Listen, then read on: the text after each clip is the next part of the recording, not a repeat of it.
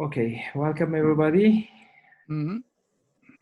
I'm starting this session by a short opening Video.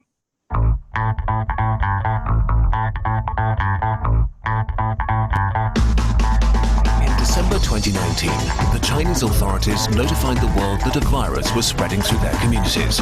In the following months, it spread to other countries, with cases doubling within days.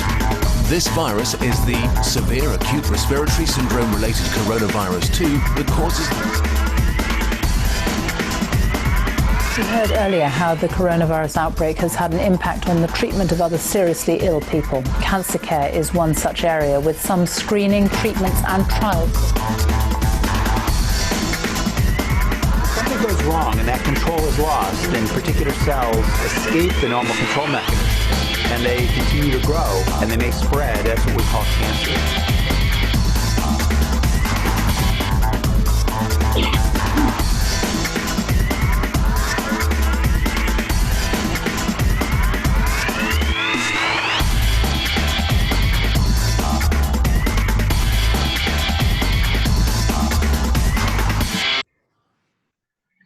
So, welcome to our new web ESOP organization. This is our fourth or fifth, I think, organization. I'm very glad to be here with you. And we have two speakers, as usual. Before I introduce our speaker, I want to give the microphone to our lovely President Klaus Meyer, because he will share us the latest results of our COVID-19 questionnaire.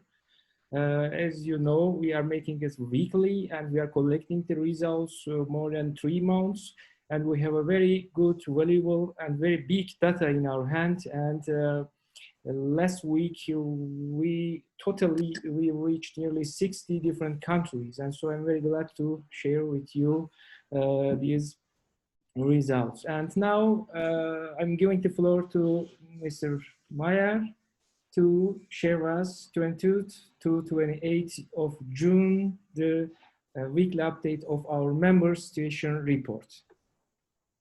Thanks a lot. Yeah, Ahmet, welcome to everybody. It's a pleasure for me to serve you with the results from the last questionnaire. You know, 12 weeks, week for week, we have collected the situation. We have seen the wave running from east to west. We have seen the waves running from north to south. And we have given our colleagues the opportunity to report to us the situation in relationship as well to their own situation, and as well to the patients and other partners of the healthcare team. So you see here's a map from Europe. You can see wherever and where from the reports are coming, and you see when there's a red flag, then it shows us that the pharmacy has infected personnel. That means what they are working under really difficult circumstances. Here we go to Africa and Near East. We can see then reports from Maghreb as well, from the south of Africa, and as well we have reports from Iran. So then we go to Asia. We see Pakistan, Vietnam, and Japan. Japan under new difficult circumstances we will see later on. And then we go to South America. In South America, Chile is the difficult point as well, when Brazil shows a much more higher rate of infections. So the colleagues have been not so, what should I say, reported in this case. We can compare this together with other things. So where do the answers come from? Mostly from the hospital pharmacies, community pharmacies, as well physicians and other healthcare workers. And we have as well asked them how many beds the hospitals have, to see what kind of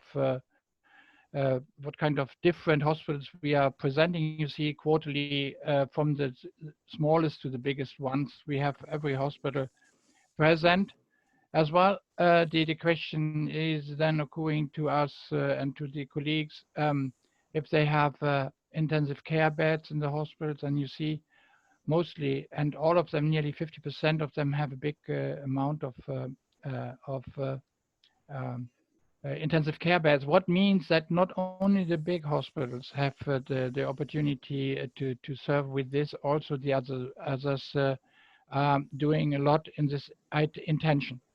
So how many oncology beds do they have in the hospital? You see, it's mostly hospitals we are related to cancer work, because it's related also to our membership. And for sure, this shows then the hospitals who have to care for patients who have ongoing treatment. So as well, outpatient places, you see 50% of them have more than 20 outpatient places. That depends from the different concentration of hospital treatment and ambulatory treatment. You have countries where you have only comprehensive cancer centers with a large amount of treatments per day. So I know that in UK some hospitals have at one day 400 patients to serve. When I look at Manchester, and you see on other regions where the regional treatment is occurring, then they have between 10 to 20 patients per day. That makes a difference.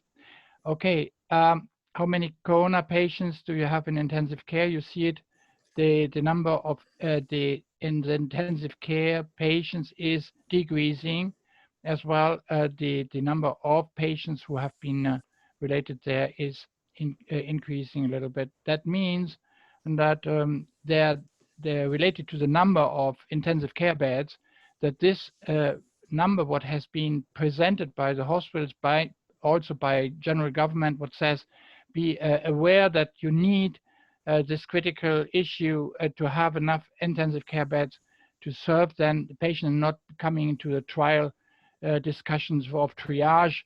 So this has been done in the reported cancer centers.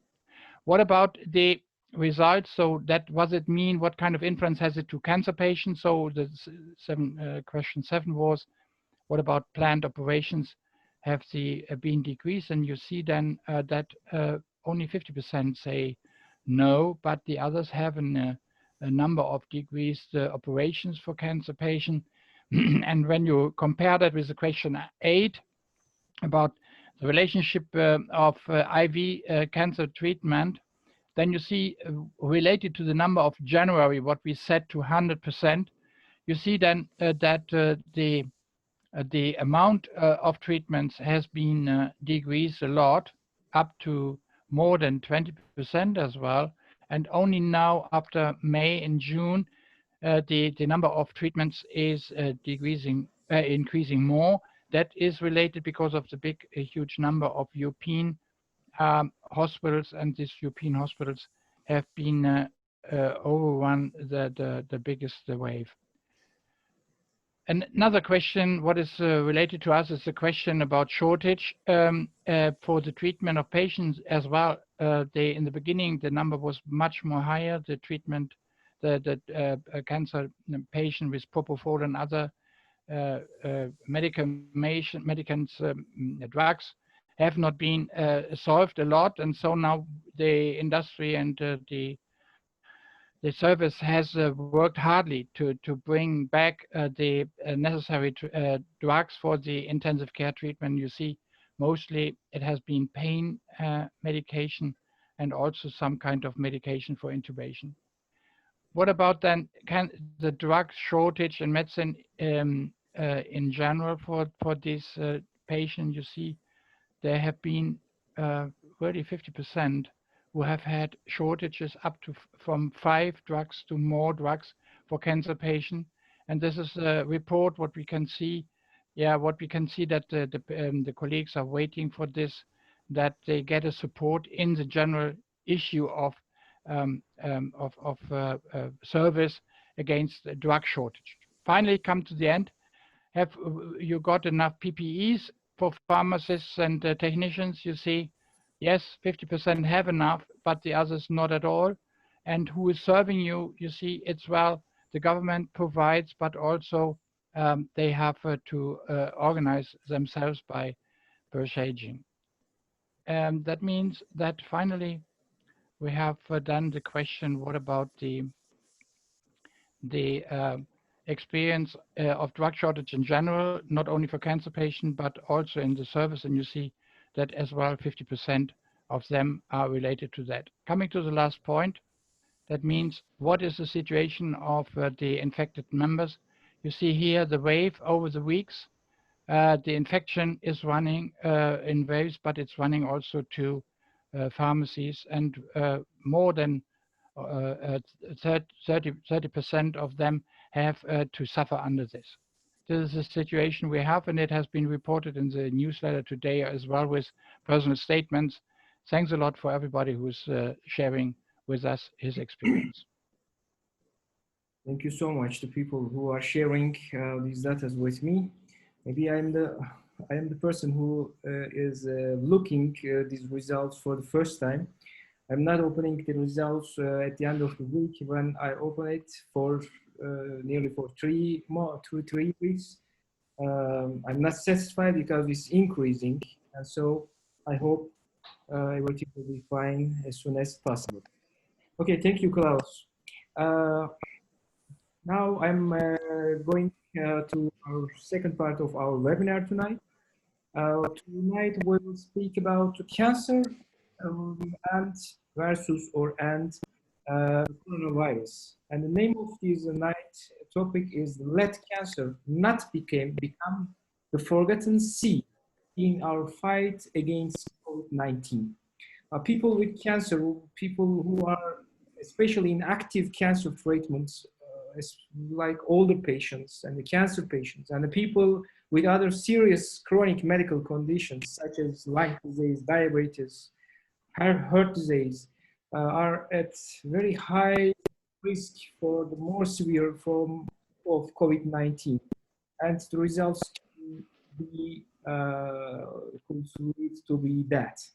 Recent data are showing us that people with active or progressing cancer may be at higher risk than those who cancer is in remission. So, especially for the cancer patients, maybe the unlucky times for them,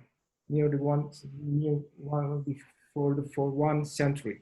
And especially I'm getting lots of questions from my patients, like, are the people who cancer more vulnerable to coronavirus, or does cancer affect my immune system? What will happen to my cancer treatment? Will there be problems accessing to my cancer drugs, drug shortage? And like, what should I do if I have a coronavirus symptoms? Where must I go? What must I do? And so we have lots of questions in our mind and also in our patients' mind. For this, we invite a very important speaker to you tonight. I want to introduce Mark Lawler to you. Mark is an internationally renowned scientist who has published over 200 papers, including key publications in the highest impact journals like New England Journal of Medicine, Lancet, Nature Medicine, Lancet Oncology, Cancer Discovery. His work has been recognized by numerous national and international awards, including the Van der Molen Prize for Leukemia Research, Eli Lilly Prize, St. Luke's Medal for Cancer Research, Graves Medal for Medical Research, and the prestigious 2018 European Health Award. Mark is Associate Director of Health Data Research, Wales, Northern Ireland, one of 6 health data research in United Kingdom, which is driving innovative precision medicine and population health approach through the use of big data. He is Scientific Director for DataCan, the United Kingdom Health Data Research Hub for Cancer. Mark has a strong commitment to patient-centered research and care and to addressing cancer inequalities. He was architect of the European Cancer Patients Bill of Rights, BOR, B-O-R, a catalyst for change, and empowerment tool for cancer patients, which he launched with patient advocates and health professionals in the European Parliament.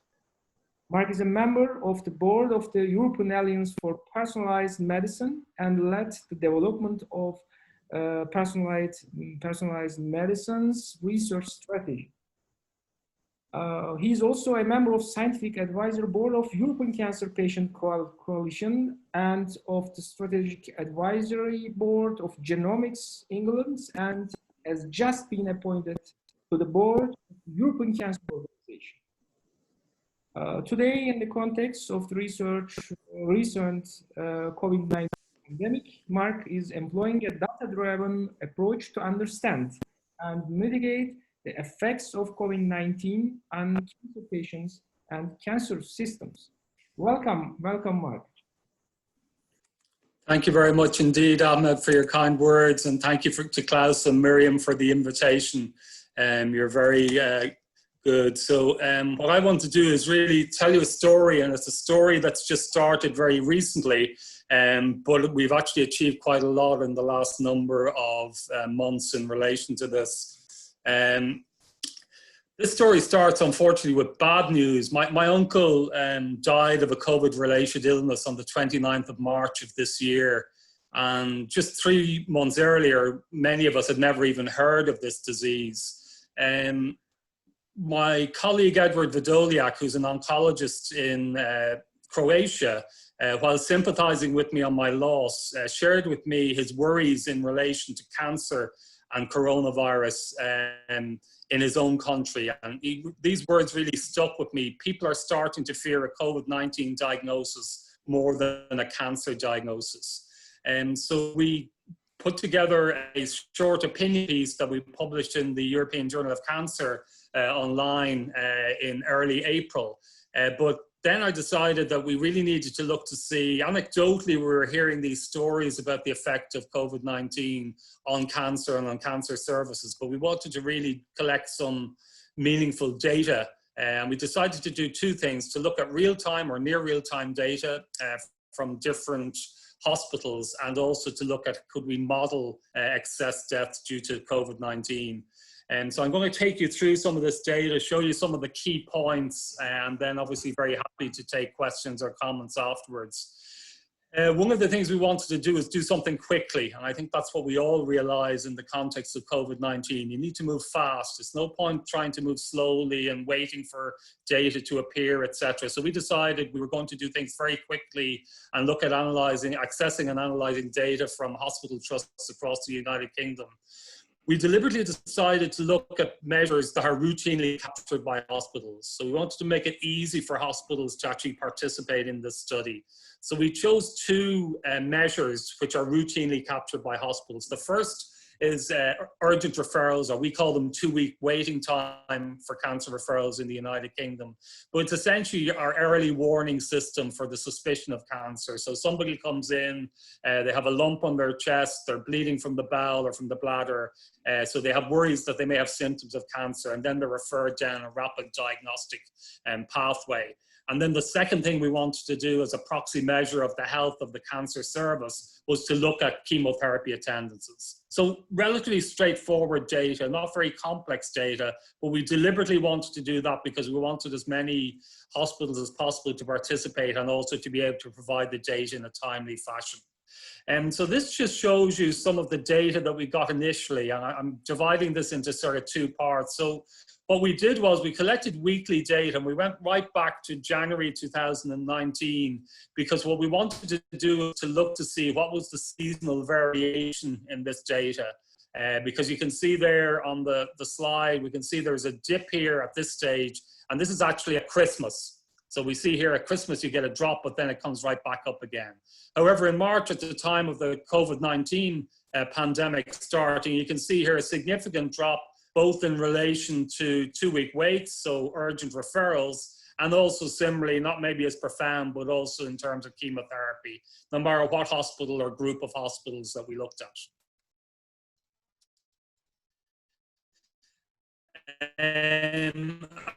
If we look at what this data showed us, we saw 2-week waits for urgent referrals, a drop of between nearly 70%, and chemotherapy attendance is slightly less, 26% to 63%. Again, a median drop of just over 40%, but very significant numbers in relation to the context of cancer, citizens with suspicion of cancer being diagnosed late, obviously in this setting, or patients not receiving their chemotherapy. We then looked then in more detail, and this just shows you what I've done is I've taken in each panel here, what I've done is I've blown up this particular area and matched it to the different timings. So this is when the pandemic started. This is when we actually started to do lockdown in the United Kingdom, too late in my opinion. And then also then when we started to see emerging from lockdown, and also the rebooting of cancer services. So what you can see is, yes, you see this significant drop, as I showed you in the previous slide, but we can also see a recovery. But that recovery is not complete.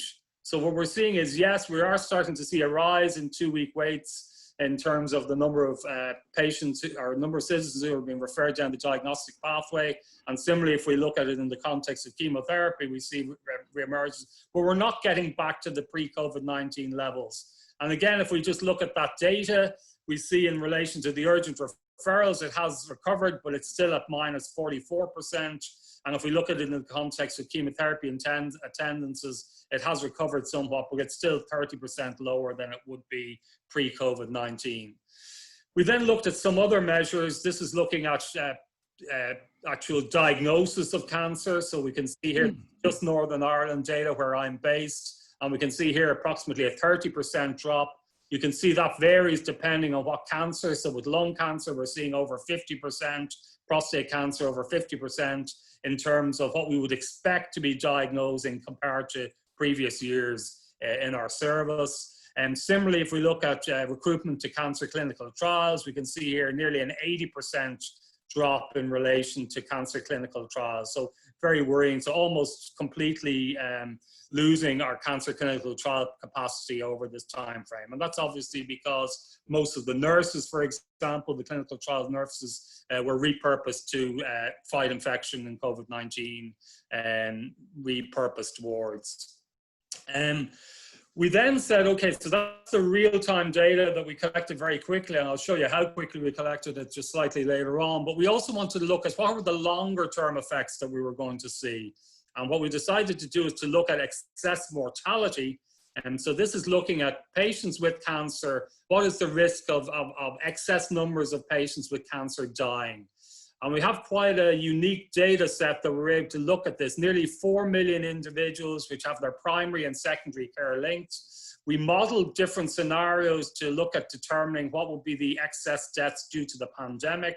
And we actually used some of the data that we had generated from the real-time analysis to inform that model. And so this is quite a complicated slide. I'm just going to spend a little bit of time going through it because I think it's just important. Don't worry about all the numbers, but just the bottom line I'll show you. So what we looked at, we modeled 3 different scenarios. This scenario here is modeling saying that 1 out of 10 patients is infected with COVID-19. Okay, and then we're looking at 24 different cancers here.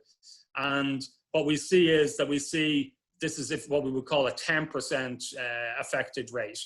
What we see in the next panel is a 40% affected rate, and that encompasses the same 1 out of 10 who's infected, so directly infected with COVID-19, but also 3 out of 10 who are affected, so are affected by, for example, having their diagnosis delayed, affected by not receiving chemotherapy, if they're suspected of having colorectal cancer, not actually having colorectal cancer screening or endoscopy.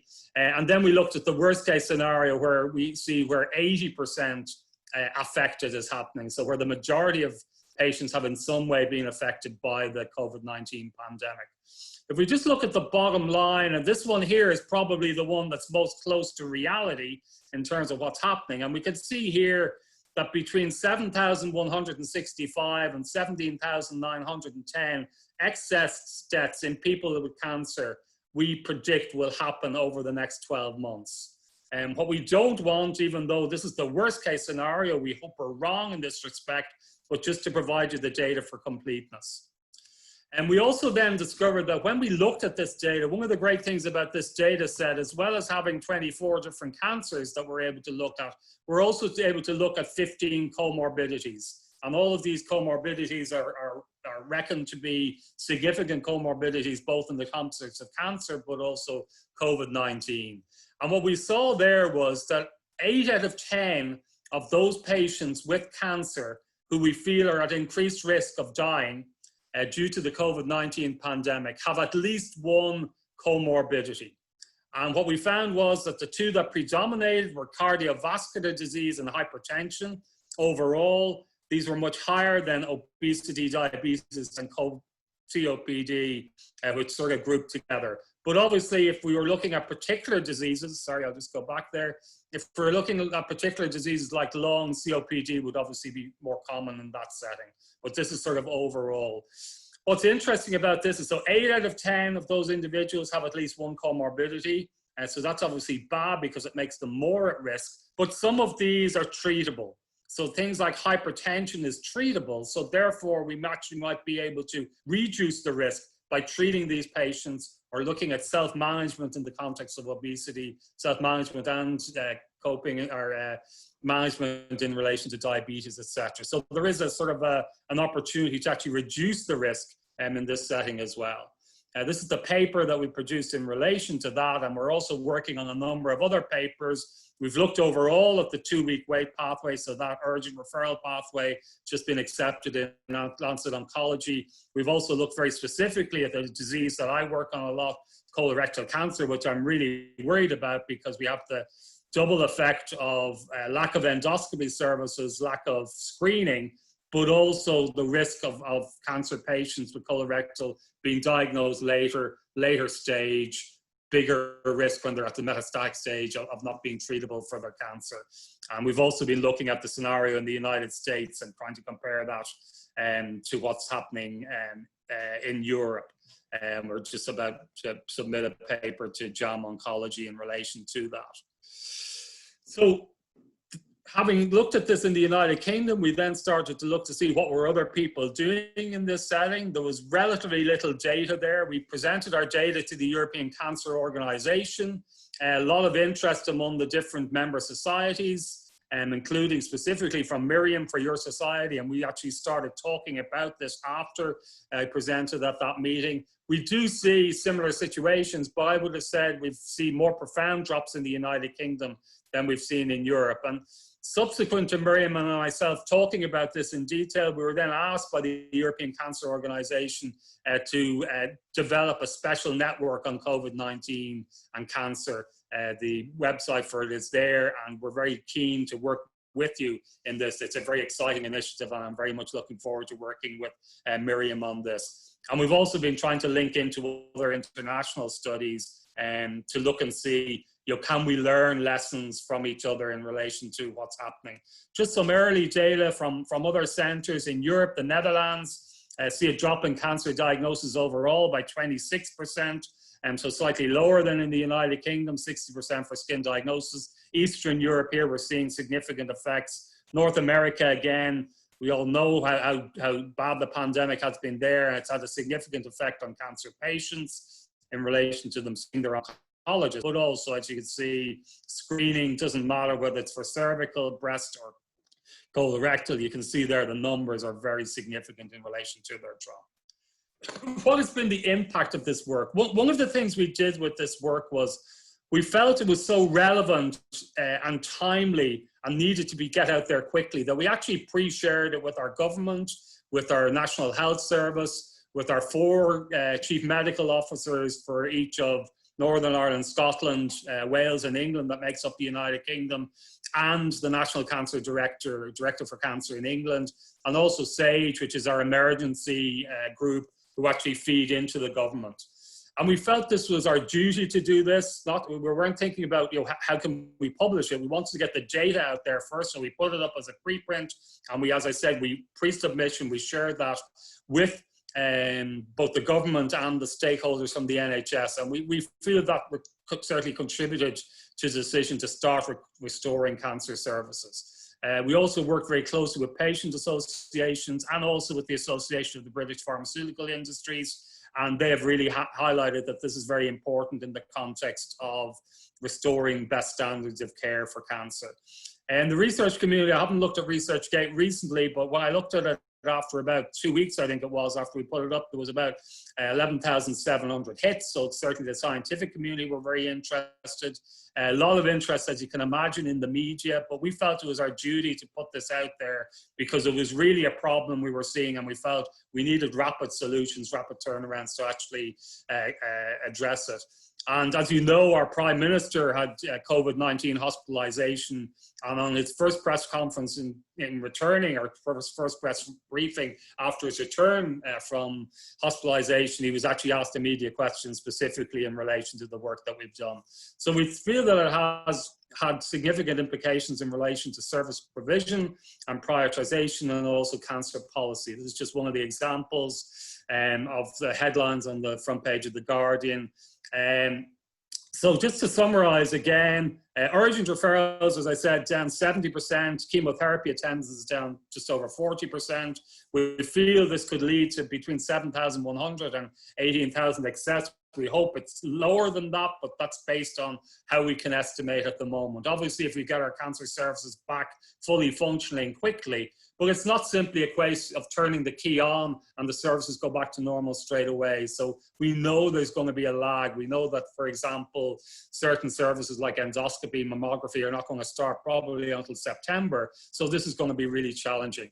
I think what this has shown us is the ability to rapidly respond to the COVID-19 crisis has been critical in actually making decisions, and also using rapid real-time data should be the new normal, not just in the context of COVID-19, but we should be able to just define policy based on data that's not a year out of date, but that actually is current, that allows us to make these type of decisions. This shows you why I think we need real data. So this is national data. So I looked at this on the 9th of June. So this is national data that's available, but it's available retrospectively on 2-week wait, so in terms of urgent referrals. What you can see here is, although this is the 9th of June when I looked at this data, it's actually from March, okay? So it's behind. So what's happened here is you can't even see the drop because it hasn't happened yet. If you contrast that with our own data, again, looking at it on the 9th of March as well, but what you can see is that this data is actually from the 5th of March, so 4 days earlier. And that shows you how actually you do need that sort of real-time data, weekly data, to show what's happening, but also to actually use it to help to drive the recovery. We feel, and this is just data from one centre, from Leeds, probably 3,200 missing referrals in that context. If you spread that over the entire United Kingdom, that's going to be a very significant number. What we've been pushing our National Health Service and also our government is that we need more of this type of data. So not only urgent referrals, but also numbers of diagnosis, stage of presentation, routes to diagnosis. But we need all this quickly. Yes, this data is available, but it comes very slowly. It's out of date a lot of the times by the time we get it. And we need this type of data so that we can actually use it effectively to change, to get to what I'm calling the new normal. So what have been the implications of this? I think it's shown that excess deaths, so the data that we've shown on excess deaths and also significant perturbations of cancer care definitely have profound implications for our health service, not just in the United Kingdom, but also globally. It highlights why unlocking the power of data is so important. It highlights, I think, why you need near real-time data. We hope that the work we've done with the different hospital trusts, particularly in England and Northern Ireland, has actually created a new culture of sharing data and deploying data for better healthcare. And we're really excited of looking at how we can, at a European level, work together, and that the special network that Miriam and I are co-chairing. And one of the things we've asked for from all the organizations who are participating in it is, access to aggregate data, so we can actually look and see and learn and see what do we do in different countries, what's the best approach, particularly if we want to prepare for a second wave in the winter. And so we feel that this is going to be really important, and we're really looking forward to working together on this. So we feel that unlocking the power of data to improve cancer care is really important. And happy to take any questions or comments. Thank you very much. And I'll unshare my screen as well.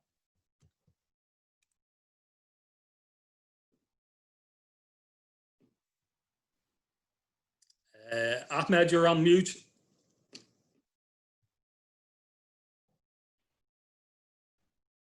Yeah. You're on mute. Yes. Thank you so much. It was very fruitful speech, and I want to thank you for sharing this valuable information and data with us. And I have a few questions in my hand. I want to ask one by one. One attendees make a comment and ask a question. I think we were at the same time, because when I'm listening to you, I feel myself nearly your data and our small data is very close to each other.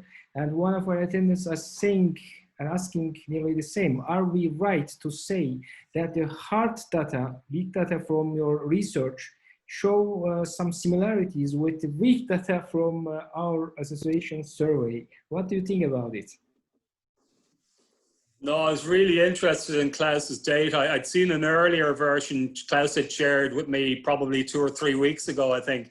But you can certainly see in some of the questions that have been asked and some of the data, particularly in relation to chemotherapy, you can see definitely similarities. I think one of the things that will be interesting to look at is, different countries have had different strategies. So some countries, the Netherlands will be one that I know, but there are others as well, would have said, let's have sort of hot and cold hospitals, so hospitals that will treat COVID-19, but hospitals that will treat cancer and not treat COVID-19.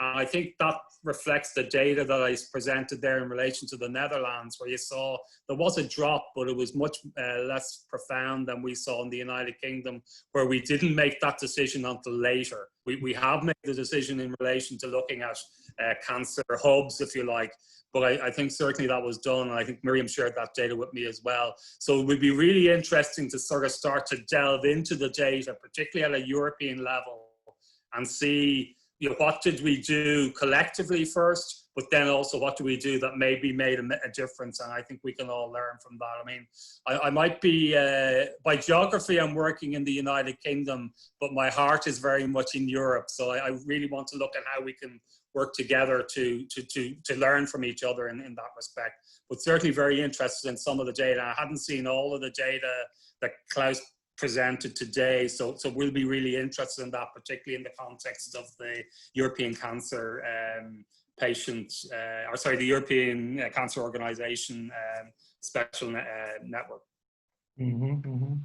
Yes, you are right, very clear. Thank you. And our second question is, I think at the first slides you mentioned that the clinical trials are interrupted because the nurses have to deal with the COVID-19. And what are your thoughts on pharmacists? Well, that's correct. And also in some scenarios, some of the clinical doctors as well were moved to infection control. So certainly we found that only a small number of clinical trials we were able to actually continue. As I said, I think it was something like 82% of clinical trials had to stop. And interestingly, the trials that we are doing started to repurpose again. A lot of them are actually related to COVID-19. Yeah, right. And also, what do you think? What's your thoughts about pharmacists? Can pharmacists fill this gap in this day? Yeah, I mean, certainly anecdotally, I know in the United Kingdom, I would say they have had a similar experience to what Klaus presented in your in his presentation. I haven't seen sort of aggregate data for the United Kingdom in relation to pharmacists, but certainly I know anecdotally, talking to some of the people on our service, and both in the context of standard treatment and obviously also in relation to clinical trials. But I was interested, I was quite worried that where you showed there near the end, the number of pharmacies where there's actually COVID-19 infection, and there seemed to be a second wave of that as well, if I interpreted the data right. So that's obviously very worrying as well. I mean, one of the interesting things, I'm actually on lockdown in Dublin at the moment, so in Ireland as opposed to Northern Ireland, and where we've handled the pandemic reasonably well from a patient perspective. We haven't been as good in care homes, which I think is a general thing of everybody. But one of the things that's been worrying is that the number, it's a small country obviously, but the number of frontline health workers who have been infected is quite high. And so obviously the PPIE part of it has not been done as well. And I think, that's obviously worrying in terms of, confidence in the service, because one of the things obviously we're trying to do now is restore confidence in the service, both from a patient perspective, so that patients actually either attend their GPs or attend for their chemotherapy or other treatment, surgery, etc. But also there needs to be confidence from the actual frontline workers and oncologists, pharmacists, and nurses, all the disciplines that are involved in the multidisciplinary treatment. They need to be confident to actually go back into a service and help to reboot it.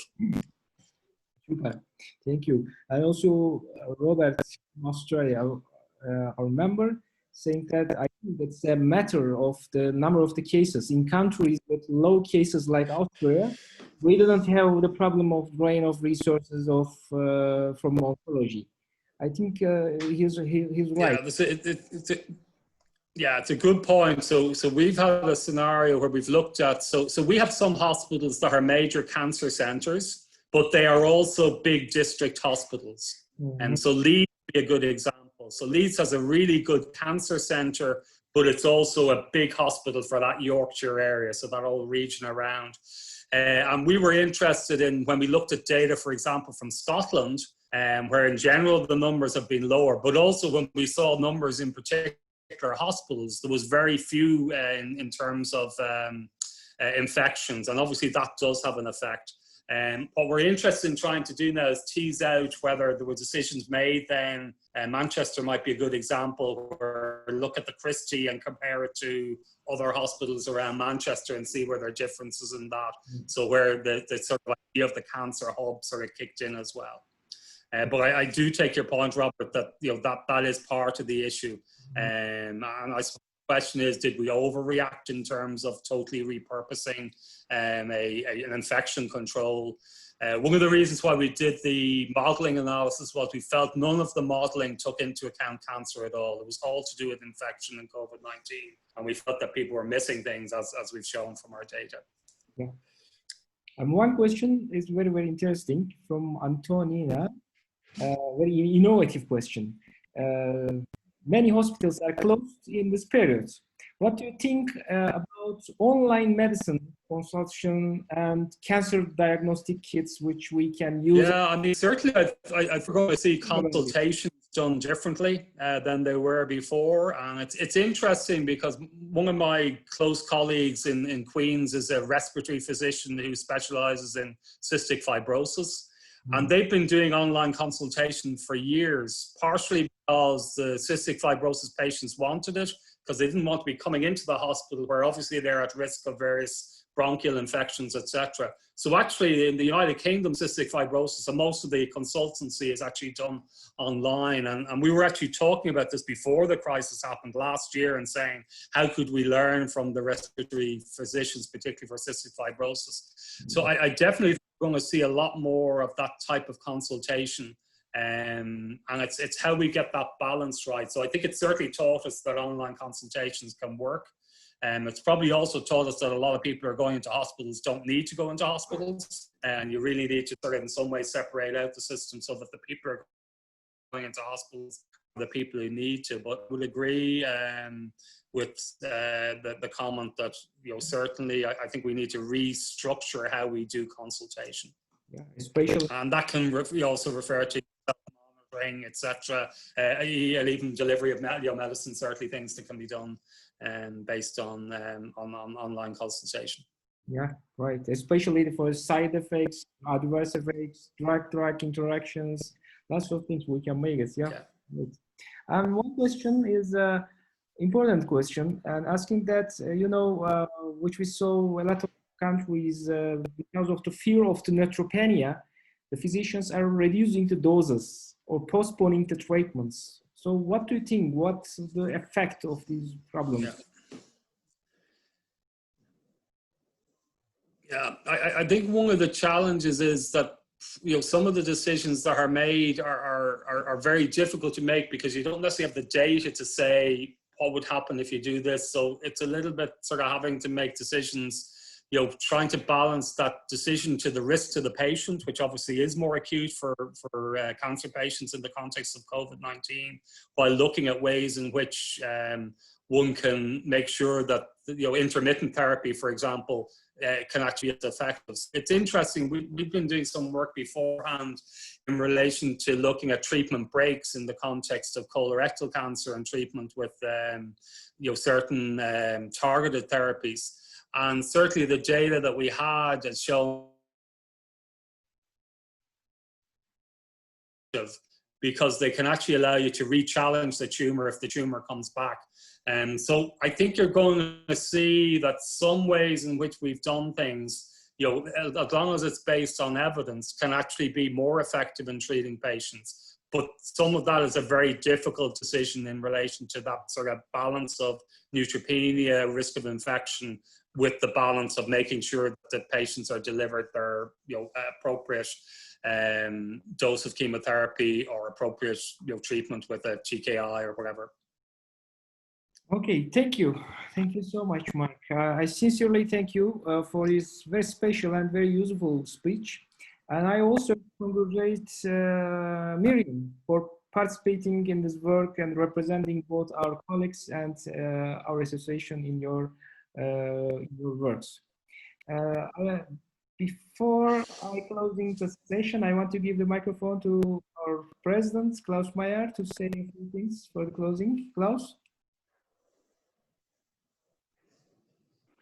Yeah, the sun is shining now a little bit more in my house after this information from Mark. No, thanks a lot. I think we are going to remove in the new, we're going into new session. We have discussed in the board to make the new questionnaire monthly. And I think as long we will collaborate together to find out the best issue, what could bring data to us, what could be used also from you, Mark, and others who are working together in the working group, in the network group of ECHO. I think that's a good way to do that. And this gives us also a chance to show up that we need this interdisciplinary multi-professional collaboration. Today we have, just to say it clearly, today we have sent out the extra newsletter as weekly we did. And there is a reflection to the presentation of one colleague from Russia, that's Tatiana Zemiglatsova from the board of RUSCO. And she was reporting about results of emotional burnout studies along oncologists in Russia up to now. And I think this is some issue what is touching that, what we heard in the lecture and what should be reflected and reflected also by us. How is the situation after the strong impact of COVID? How will be the opportunity for us to give better service to patients? And that's the goal what we are doing. And I thank you very much that you have been here tonight to part of our discussion for collaborating in the future for better support. Thank you, Klaus. And now we come to the end. Thank you so much for my speakers and my attendance to attend this night. And I'm closing this night. So bye-bye, be safe, and I hope we will come face to face in a near future. And bye-bye. Absolutely. Thank you very much.